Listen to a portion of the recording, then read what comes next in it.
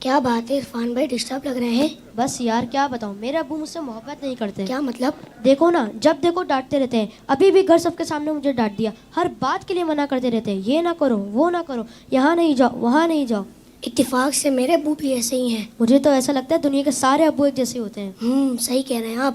نہ کہیں گھومنے لے کر جاتے ہیں اور نہ ہی کوئی میری فرمائش پوری کرتے ہیں. صرف سنڈے کے سنڈے دیکھنے کو ملتے ہیں، ورنہ صبح جاتے ہیں اور رات کو ہمارے سونے کے بعد آتے ہیں. دوسرے بچوں کے پاپا انہیں مہنگے مہنگے کھلونے اور چیزیں دلاتے ہیں. میرے ابو تو بس مجھے امید ہی دیتے رہتے ہیں. جی ہاں، آپ نے بالکل صحیح کہا. دنیا کے سارے ابو ایک جیسے ہی ہوتے ہیں.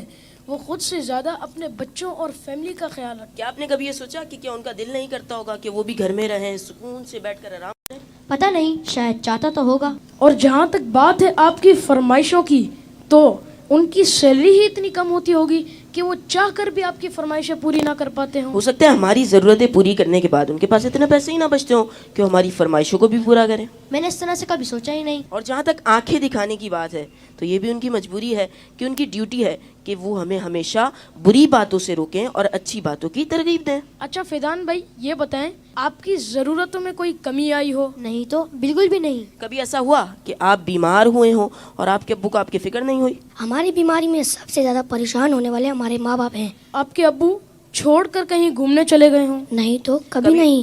کبھی ایسا ہوا کہ آپ کے ابو نے خود تو کچھ اچھا کھایا اور آپ کو نہ دیا ہو؟ کبھی نہیں. اگر کوئی اچھی ڈش کم ہوتی ہے تو وہ ہمیں دے دیتے ہیں اور کہتے ہیں تم کھا لو، میرا دل نہیں چاہ رہا. اگر یہ پیار نہیں ہے، محبت نہیں ہے، تو پھر کیا ہے؟ ماں اور باپ دونوں ہی محبت کرتے ہیں، لیکن ماں کی محبت نظر آ جاتی ہے اور باپ کی محبت کو محسوس کرنا پڑتا ہے. میں کتنا غلط سوچ رہا تھا اپنے ابو کے بارے میں. لو یو ابو. Love you very much. باپ ہی ہوتا ہے. باپ ایک سایہ دار درخت ہوتا ہے. آج ان بچوں کی باتوں نے مجھے اپنے والد بھی یاد دلا دی ہے. واقعی اچھے کھانے انہوں نے ہمیں ہی کھلائے، اچھی چیزیں انہوں نے ہمیں ہی عطا کی. اور وہ بچے جن کے والدین ان کی فرمائشیں پوری نہیں کرتے نا، انہیں یہ سوچنا چاہیے. صرف میں بچوں سے بات نہیں کروں گا، گھر کے اور بھی افراد ہیں، زوجہ بھی ہے، بیٹی بھی ہے. وہ کہتی ہے ابو آپ ہمارے لیے کچھ لاتے نہیں ہیں. بیوی کہتی شوہر سے آپ کچھ لاتے نہیں. اس بیچارے سے تو پوچھو اس کی مجبوری کیا ہے. صبح سے گھر سے نکلتا ہے، چاہے سردی ہو چاہے گرمی ہو. کوئی موٹر سائیکل پر جاتا ہے، کوئی بس پہ بیٹھ کے جاتا ہے، کوئی دو بسیں بدل کے جاتا ہے، بارش میں بھی جاتا ہے. کیوں جاتا ہے؟ کہ چھٹی کروں گا تو تنخواہ کم ہو جائے گی. تنخواہ کم ہو جائے گی تو بچوں کو کیسے پورا کروں گا؟ اسکول کی فیس بھی دینی ہے، بچوں کے لیے کپڑے بھی لانے ہیں، کھانا بھی وقت پر لانا ہے. ہر چیز ہمیں تیار ملتی ہے. اس کی سورس کون ہے؟ وہ سورس ہمارے والد ہیں. اور بہت پیاری بات اس بچے نے کہی کہ ماں کا پیار تو نظر آتا ہے، والد کا پیار محسوس کرنا پڑتا ہے. پوچھو ان سے جن کا باپ چلا گیا. والد ایک سایہ دار درخت ہے. کبھی درخت کو دیکھا آپ نے؟ اس کے اوپر کے پتے گرم ہوتے ہیں، وہ ساری دھوپ اپنے اوپر سہ لیتا ہے اور اس کے نیچے اپنے بچوں کو چھاؤں دیتا ہے. مگر لوگ بعض اوقات اپنے والد کی قدر نہیں کرتے، اپنے والد سے الجھتے ہیں، اپنے والد کو برا بھلا کہتے ہیں. یاد رکھیے میرے آقا فرماتے ہیں، اس کا مضمون یہ ہے کہ والد کی رضا میں اللہ کی رضا ہے اور والد کی ناراضی میں اللہ کی ناراضی ہے. کبھی اپنے باپ کو ناراض مت کرنا. اگر وہ بوڑھے ہو گئے ہیں تو اب تمہاری باری آئی ہے، ان کی خدمت کرو. انہیں یہ احساس دلاؤ کہ اب میری باری ہے آپ کی خدمت کرنے کی.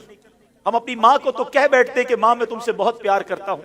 میں ساری دنیا کے بچوں سے پوچھتا ہوں کہ کب اپنے باپ کو کہا تھا کہ ابو آئی لو یو، والد صاحب میں آپ سے بہت پیار کرتا ہوں. آپ دنیا میں آج میں جو کچھ ہوں ابا جان میں آپ کی وجہ سے ہوں. یہاں تک پہنچایا مجھے آپ نے ہے.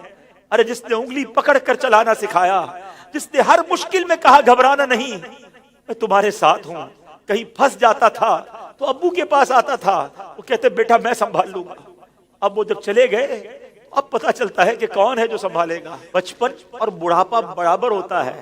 جب ہم چھوٹے تھے ہم نے بڑی ضدیں کی، ہم نے بہت اپنی باتیں منوائیں. اب سمجھو والد صاحب کا جب بڑھاپا آ گیا تو میں نے ان کی باتیں ماننی ہیں. ان کی غصے کو برا نہیں ماننا، ان کے ٹوکنے کو برا نہیں ماننا. کبھی باپ کا دل مت دکھانا. یہ مت کہنا کہ آپ کو نہیں معلوم. ارے اسے کہتے ہو کہ نہیں معلوم جس نے ہمیں چلنا سکھایا، جس نے ہمیں کھڑا ہونا سکھایا، ہر مشکل میں جس نے ہماری مدد کی. خدارا میں ساری دنیا کے بیٹوں سے، ساری دنیا کی بچیوں سے، ساری اولاد سے گزارش کرتا ہوں اگر تمہارے والد زندہ ہیں ان کو خوش رکھنا.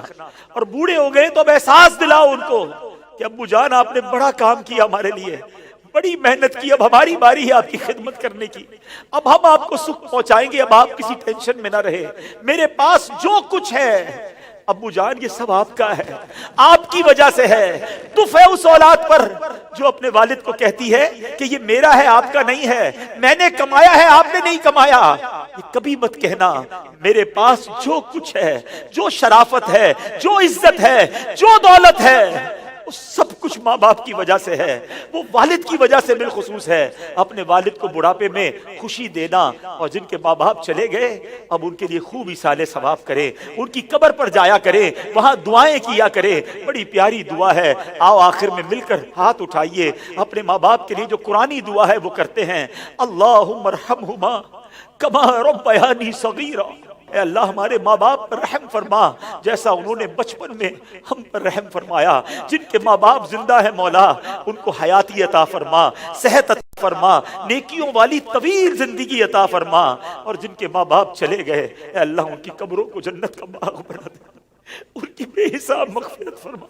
تیرے دربار میں ہم دعا کرتے ہیں، انہوں نے ہم پر بڑی مہربانیاں کی ہیں، تو ہمارے ماں باپ پر مہربانی فرما، آمین بجاہ النبی الامین صلی اللہ تعالی علیہ وسلم۔ میں ان بچوں کا شکریہ ادا کرتا ہوں، امید ہے کہ آج آپ کے اس سیگمنٹ کی وجہ سے کئی بیٹے اپنے ماں باپ بالخصوص والد کے قریب ہو جائیں گے۔ اگر کسی نے باپ کا دل دکھایا ہے آج ہی جا کے معافی مانگ لو، ان کے پیر پکڑ لو، کیونکہ والد راضی تو رب راضی، والد ناراض تو رب ناراض۔ جنت میں مصطفیٰ کے صحابہ جہاں رہے، یا رب میری دعا